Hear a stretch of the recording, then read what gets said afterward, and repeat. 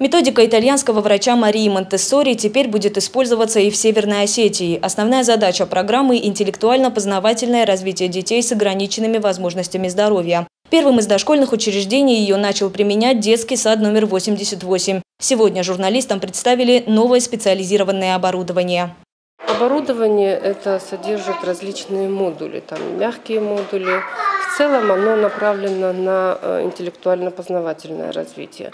Это сенсорные модули на развитие мелкой моторики пальцев рук. Это музыкальные инструменты на развитие слухового восприятия.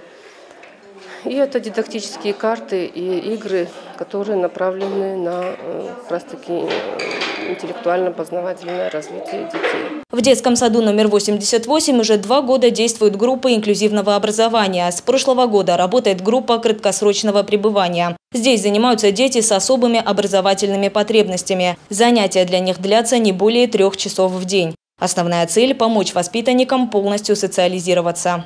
Помимо наших деток будут охвачены те детки, которые не входят в состав воспитанников нашего детского сада, но будут иметь такую возможность приходить в наш детский сад и посещать эту комнату. И плюс им будет еще оказана коррекционно-педагогическая помощь со стороны работников Центра социальной защиты, также и нашими коррекционными работниками.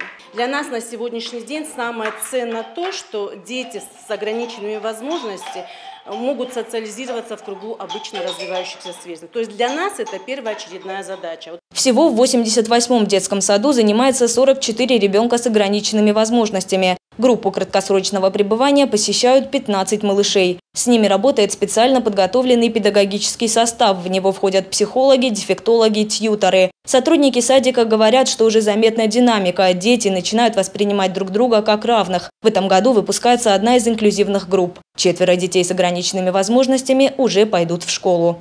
Яна Гайгиева, Дзера Соколоева, Борис Сопоев, Осетия ТВ.